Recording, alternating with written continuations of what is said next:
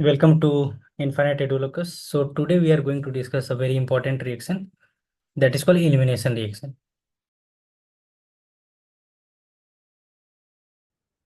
So basically it is also called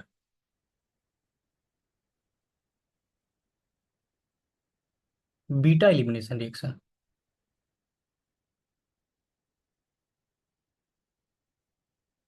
Why? Because hydrogen is removed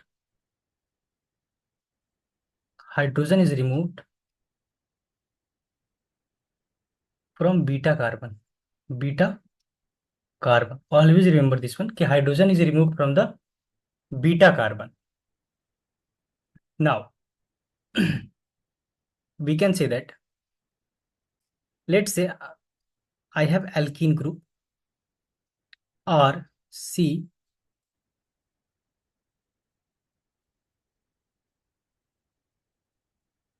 Okay,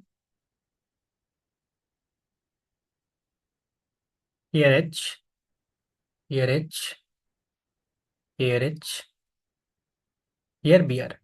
Okay, so this is a alkyl halide. एक alkyl halide we are taking. Okay, और इसका हम लोग कराएंगे.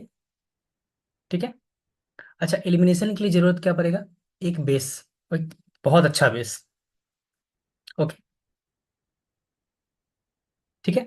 अब base को represent कर रहे हैं बी माइनस से, यहाँ पे रिप्रेजेंट कर लेते हैं. Okay, B minus.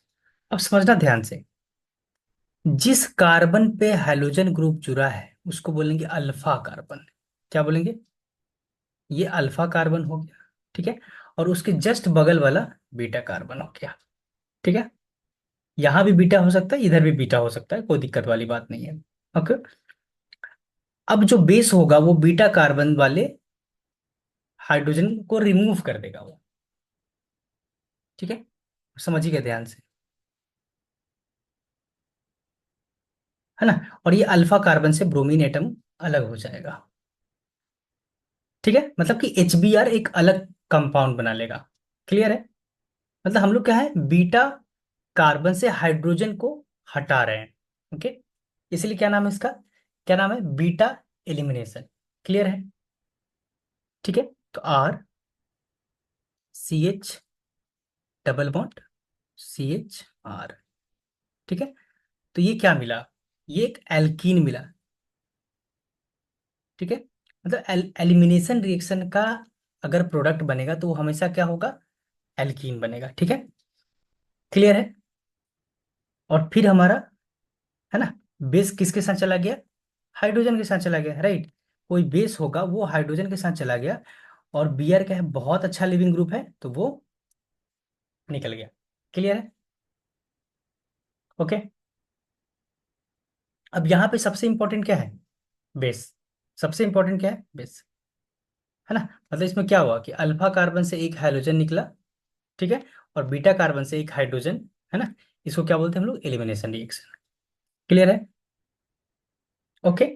और ये कौन प्रोसेस करवा रहा है? वो बेस करवा रहा है. ठीक है. क्लियर है? ठीक है. Okay. Now, types of elimination reaction.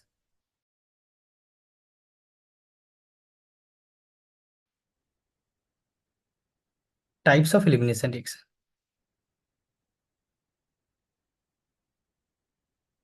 Okay. Generally कितने तरह के होते हैं? सबसे पहले E2 और E1. ठीक है. और इसका कॉन्सेप्ट भी SN1 और SN2 की तरह ही है. ओके. अगर SN1 SN2 समझ में आ गया है तो E2 E1 समझने में कोई दिक्कत नहीं होगी. ओके. E2 क्या है? बाइमोलिकुलर रिएक्शन.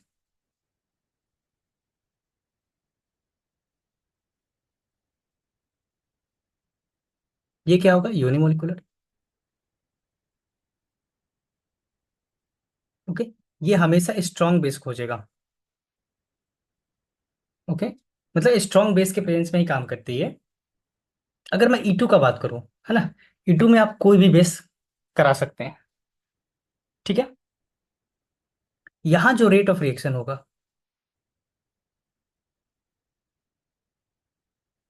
ओके, ये क्या होगा?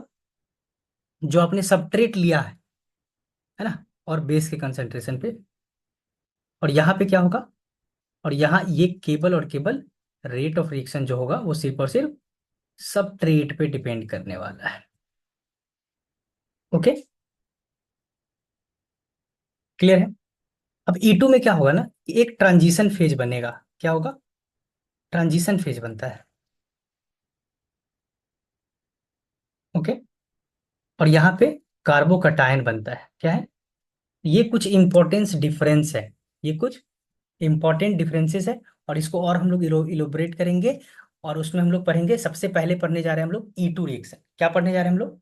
सबसे इंपॉर्टेंट क्या पढ़ने जा रहे हैं? E2 रिएक्शन देखेंगे। ओके, अब E2 जो होगा क्या होगा, वो हमेशा स्ट्रॉन्ग बेस के ही प्रेजेंस में होगा। ये सर नो, E2 जो होगा हमेशा स्ट्रॉन्ग बेस के ही प्रेजेंस में होगा, जैसे हमने देखा अभी। राइट, हाँ या ना? क्लियर है। अब इसमें समझने वाली बात है कि E2 क्या होगा। तो कुछ कुछ इंपॉर्टेंट चीजें हैं जो बहुत, मतलब उसको तो ध्यान में रखना ही रखना है। दैट इज, हम लोग शुरू कर रहे हैं E2 reaction. E2 elimination reaction. Okay, सबसे पहले क्या होगा E2, always presence in the strong base. Strong base ही रहने वाला है, जैसे कि अल्कोहलिक KOH। राइट, है ना? Alcoholic KOH, then C2H5, NaNH2।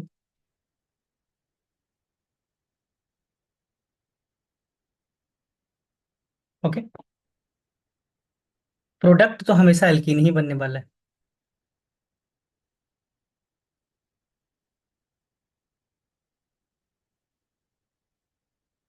Product हमेशा एल्कीन बनेगा। ओके, और समटाइम्स क्या होगा कि दो दो एल्कीन बनेंगे। समटाइम्स क्या होगा, दो दो एल्कीन बनेंगे। तो यहाँ पे sometimes two alkenes will be formed.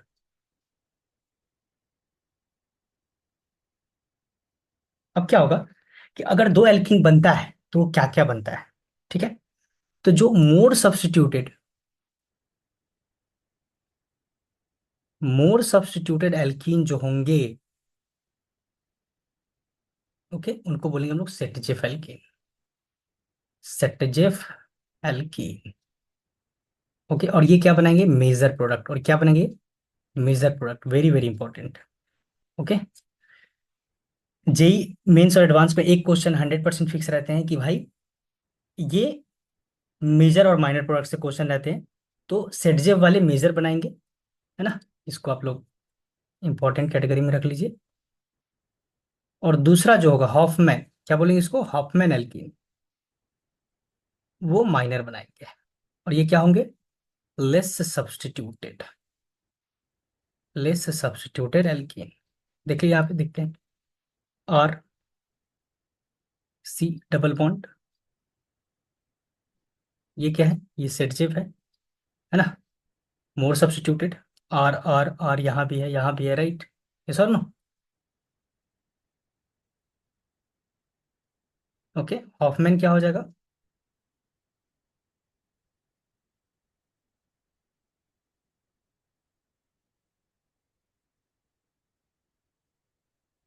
Clear है।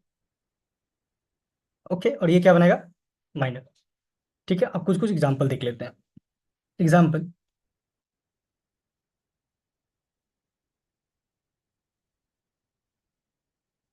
यहाँ पे अल्कोहलिक KOH, भाई अल्कोहलिक KOH मिल गया, इसका मतलब क्या है? ये E2 इलिमिनेशन देगा। ठीक है, क्लियर। ये अल्काइल हैलाइड है, ये अल्कोहलिक KOH है। हमने स्ट्रॉन्ग बेस लिया। हम्म, जिस कार्बन पे, है ना, ब्रोमीन पे लगा है, जिस कार्बन पे ब्रोमीन लगा है, तो ये अल्फा, ये बीटा। अब बीटा से यहाँ क्या निकालेंगे? यहाँ से हाइड्रोजन निकालेंगे, है ना, और यहाँ से Br निकाल लेंगे। ये sir no, CH2 double bond CH2, Br अलग, लिविंग ग्रुप है, निकल गया। ठीक है, अब यहाँ पे तो भाई हमको एक ही एल्कीन मिल रहा है, तो यहाँ तो कोई दिक्कत वाली बात नहीं है कि हमको तो यहाँ पे एक ही एल्कीन मिला। लेकिन बहुत सारे रिएक्शन होंगे, वहां पे दो रिएक्शन मिलेंगे, तब क्या करेंगे भाई? है ना। चलिए दूसरे एग्जांपल देखते हैं। CH3।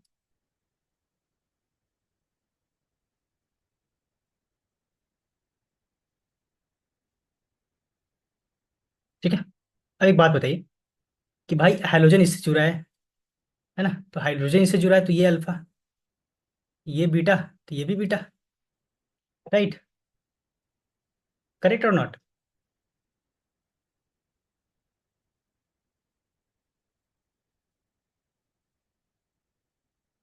ठीक है। मतलब यहां से भी हाइड्रोजन रिमूव कर सकते हैं, यहां से भी कर सकते हैं, दोनों पॉसिबिलिटी लिख लेते हैं। ओके। अगर इससे रिमूव हुआ, ठीक है, देखिए यहाँ बीटा लिख लीजिए, यहाँ बीटा कार्बन लिख लीजिए। ठीक है।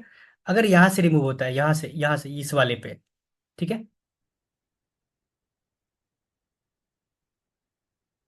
CH, यहाँ पे CH2 है। राइट। अगर ये किनारे वाले से, अगर इधर से मैं रिमूव कर रहा हूँ, ठीक है, तो हमारा मिलेगा।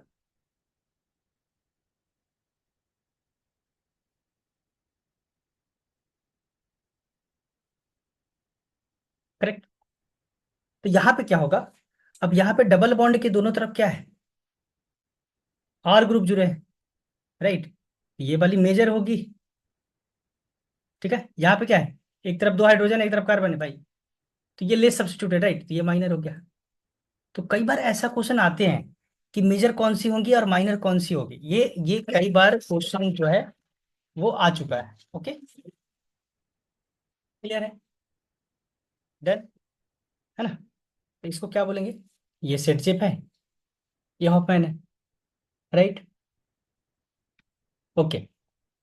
सो आज के लिए इतना ही करते हैं। This is your this, please do comment, subscribe and comment, means like कि which topic you are getting difficult. Okay.